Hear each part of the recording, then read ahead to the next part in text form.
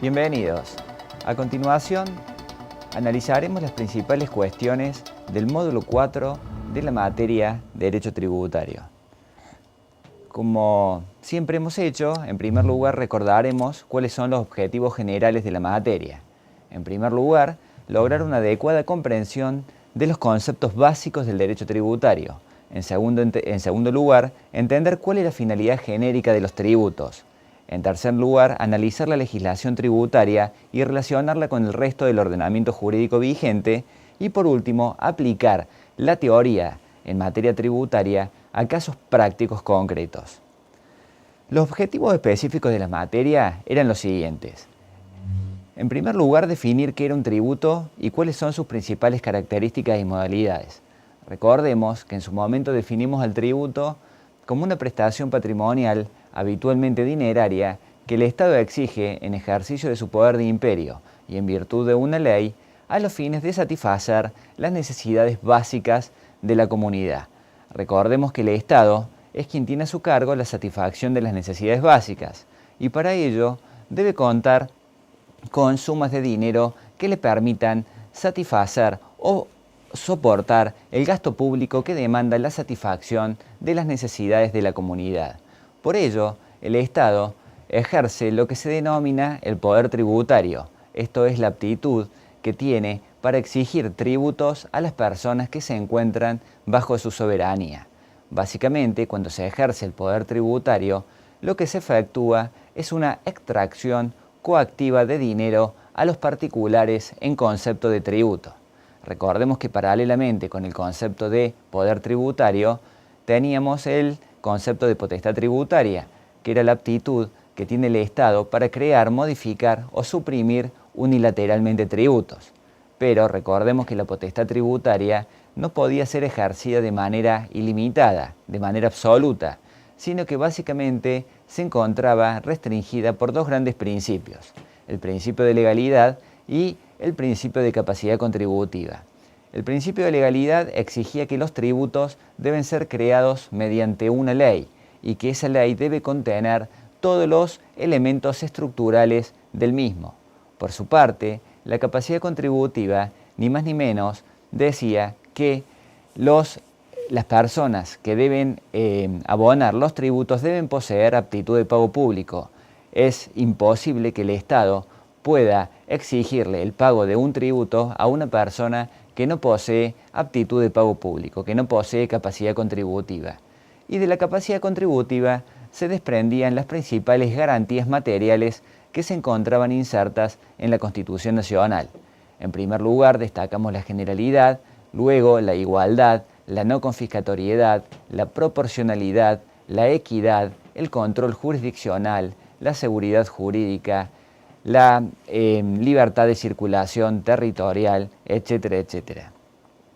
También vimos, cuando analizamos cómo se relacionan los diferentes regímenes tributarios nacionales, provinciales y municipales y cómo se distribuye el poder tributario entre la nación, la provincia y los municipios, que los diferentes niveles de Estado poseen poder y potestad tributarias, los cuales deben relacionarse e integrarse entre sí, evitando en todo momento el fenómeno de la doble imposición. La doble imposición, recordemos, es cuando un sujeto es gravado dos o más veces por el mismo hecho imponible en el mismo periodo de tiempo por dos acreedores fiscales diferentes.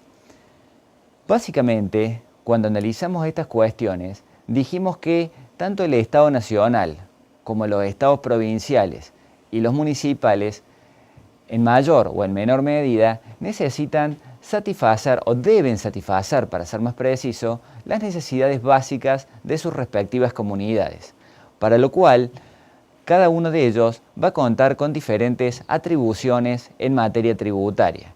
Por eso distinguimos que existían atribuciones perfectamente delimitadas para el poder central, para el Estado Nacional. Existían a su vez facultades concurrentes entre la nación y las provincias y existían facultades exclusivas de las provincias. Todo esto va a tener relación cuando analicemos con lo que vamos a analizar a continuación respecto de cada uno de los tributos en particular, porque veremos que existen tributos nacionales, que existen tributos provinciales y que existen tributos municipales.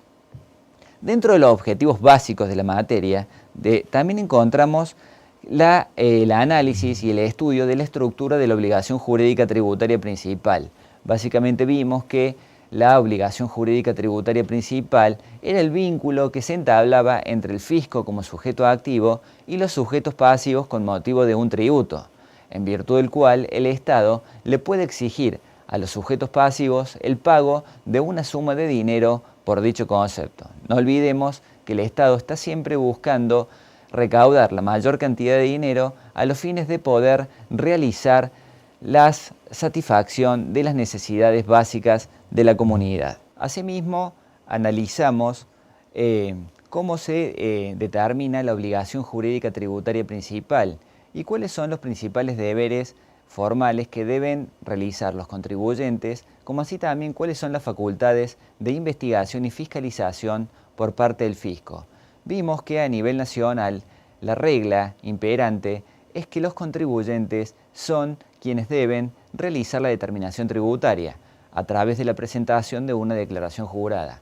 Recordemos básicamente que la determinación tributaria era el proceso, el conjunto de actos a través de los cuales se define si existe una deuda tributaria, quién debe abonar esa deuda tributaria y cuánto debe pagarse por dicho concepto. Posteriormente, investigamos cómo se resuelven los diferentes conflictos o controversias en materia tributaria. Básicamente analizamos todo el proceso que se tramita ante el Tribunal Fiscal de la Nación con motivo del recurso de apelación y también vimos cómo se desarrolla el trámite de la demanda contenciosa ante la justicia competente. Posteriormente vimos el proceso de ejecución fiscal y la demanda por repetición de tributos, todo el proceso relacionado con la repetición de tributos. Luego analizamos las diferentes infracciones y delitos fiscales.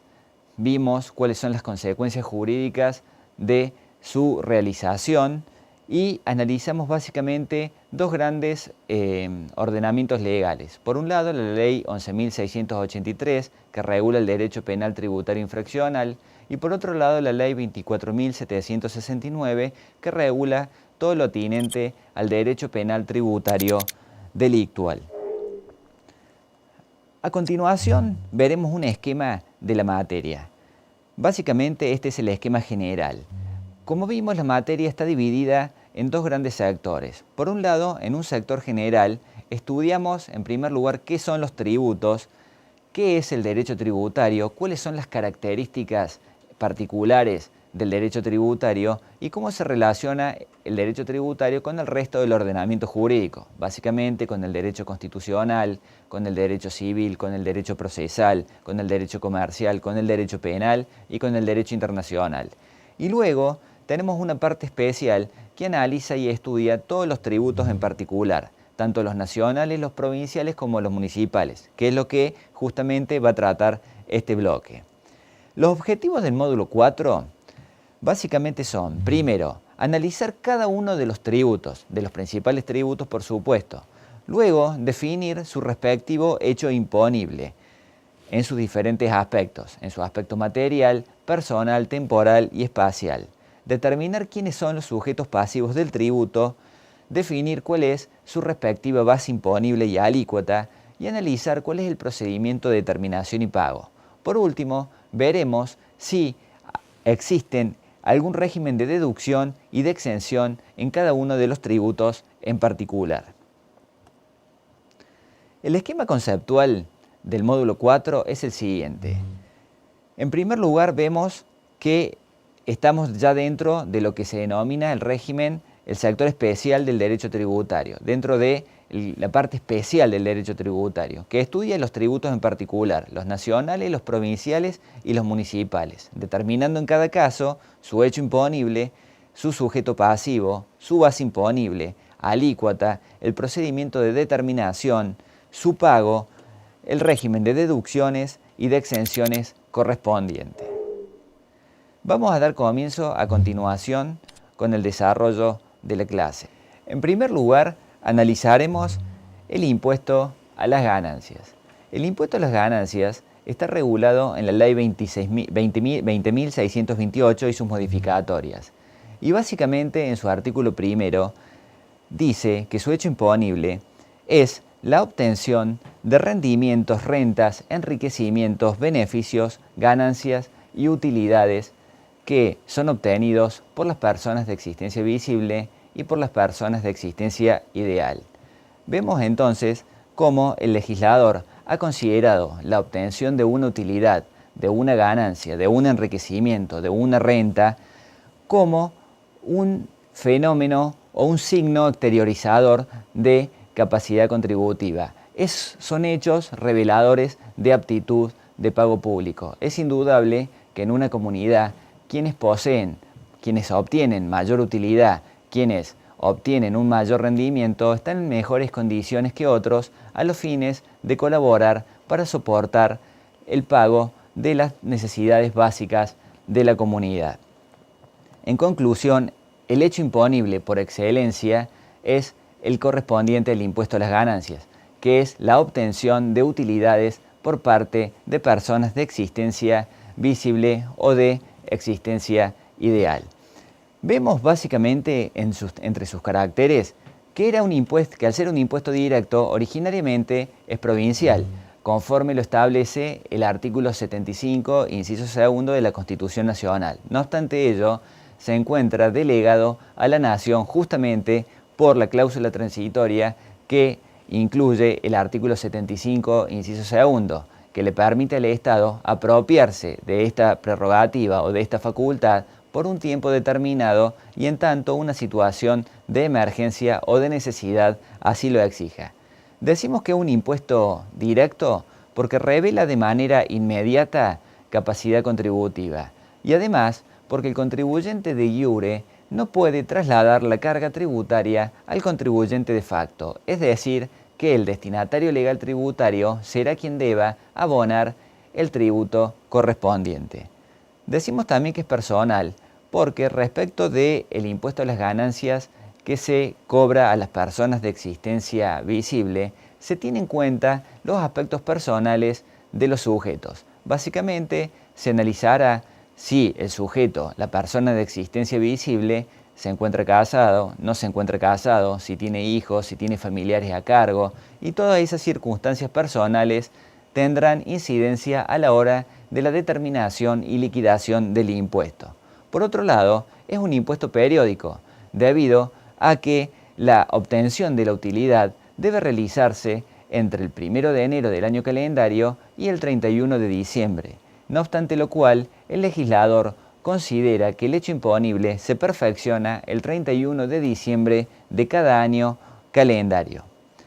Como dijimos hace un rato, el aspecto material del hecho imponible está definido en el artículo 1 y en el artículo 2 de la Ley de Impuesto a las Ganancias. Básicamente este impuesto grava los rendimientos, rentas o enriquecimientos susceptibles de una periodicidad que implique la permanencia de la fuente que los produce y su habilitación. Pero ojo, esto es en el caso de las personas de existencia visible, en las cuales se exige que los rendimientos o las utilidades sean periódicas y que la fuente productora sea permanente. Este criterio no se aplica con las personas de existencia ideal, puesto que en este caso todas las utilidades quedarán sujetas a este gravamen, independientemente de la permanencia o no de la fuente productora y también independientemente de que las utilidades revistan este carácter de periodicidad que analizamos anteriormente. También podemos destacar que las ganancias provenientes de actividades ilícitas o inmorales también son gravables, que es una cuestión bastante discutida en la doctrina, no obstante lo cual no hay ya prácticamente dudas acerca de que estas ganancias, es decir, las obtenidas por actividades ilícitas o inmorales, también quedan sujetas al impuesto a las ganancias. Por último, así como la ley grava las utilidades, los beneficios o las rentas que obtiene una determinada persona de existencia visible o de existencia ideal, también les permite a ellas deducir los quebrantos, es decir, que las pérdidas que soporten o que sufra una persona de existencia visible o una persona de existencia ideal serán deducibles al momento de la determinación y el pago y la liquidación del impuesto a las ganancias. El aspecto personal está regulado en el artículo 1, 2, 69 y 119 de la Ley del Impuesto a las Ganancias. En primer lugar, destacamos a las personas de existencia visible. En segundo lugar, a las personas de existencia ideal. Pero también tenemos el caso de las sucesiones indivisas, esto es, hasta que se produzca la declaratoria de heredero. Debemos, por último, enumerar a todos aquellos establecimientos comerciales, industriales, agropecuarios, mineros o de cualquier otra naturaleza que sean pertenecientes a sociedades o empresas constituidas en el extranjero. Por último, destacamos a las empresas unipersonales y los sujetos residentes en el exterior y a los fideicomisos.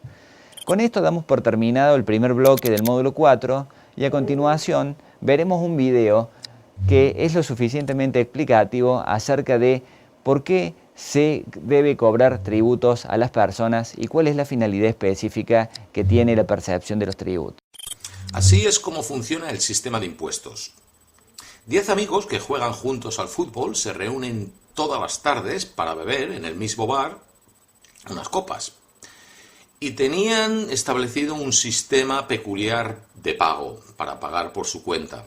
Hacía ya tiempo que el dueño del bar les había dicho: mira, yo no me voy a molestar ni en contaros lo que bebéis. Al final de la noche me dais 100 euros y ya está. Y ellos estaban felices con esos. Y como pagaban, habían decidido pues pagar en relación a la riqueza de cada uno. Pues como el sistema de impuestos está estipulado que los más ricos pagan más y los más pobres pagan menos. Como resultado de ello, había los cuatro más pobres, que no pagaban nada. El quinto pagaba 1 euro, el sexto pagaba 3 euros, el séptimo pagaba 7 euros, el octavo pagaba 12 euros, el noveno pagaba 18 euros y el décimo, el más rico, pagaba 59 euros. No os molestéis por hacer la cuenta porque está bien y es irrelevante. Pues, y así andaban, disfrutando, sin ningún problema, hasta que un día el propietario del bar les creó un problema, sin pretenderlo. Les dijo: mira, si en realidad no bebéis tanto, o sea, en lugar de 100 euros os voy a cobrar 80 euros. Y todos contentos, pero dijeron: ¿cómo vamos a repartir estos 20 euros que nos devuelven? A los 4 que no pagaban no les afectaba. Y entre los otros 6 dijeron: bueno, 20 euros dividido entre 6 son 3 euros con 33 céntimos cada uno. Si repartimos eso así, pues resulta que el quinto y el sexto bebedor, que pagan 1 y 3 euros respectivamente, iban a estar cobrando por beber. El dueño del bar les sugirió: mira, ¿por qué no lo repartís, este dinero que os es devuelto, pues en proporción, tal como estáis pagando, pues así lo repartís? Establecieron un nuevo sistema y como resultado de ello, el quinto bebedor ahora también iba a pagar gratis. En lugar de 1 euro no pagaría nada, una reducción de un 100%. El sexto bebedor, que pagaba 3 euros, pagaría 2 euros, 1 euro menos, o una reducción de un 33%. El séptimo bebedor, que pagaba 7 euros, iba a pagar 5 euros, 2 euros menos o 28% de reducción. El octavo vendedor, que pagaba 12 euros, iba a pagar 3 euros menos, 9 euros, una reducción de un 25%. El noveno bebedor iba a pagar 4 euros menos, en lugar de 18, 14, reducción del 22%. Y el más rico, que pagaba 59, iba a pagar ahora 50. O sea, le devolvían 9 euros, que es más que a ninguno, pero porcentualmente una reducción de un 16%, menos que el resto. Les pareció bien y estuvieron contentos con el sistema durante un par de noches, porque a la tercera, el sexto bebedor, que pagaba ahora 2 euros en lugar de 3, dijo: espérate un momento, esto a mí no me parece bien, porque de 20 euros que nos han devuelto, a mí solo me han descontado, yo solo recibo 1, mientras que ese, y apuntó al más rico, recibe 9.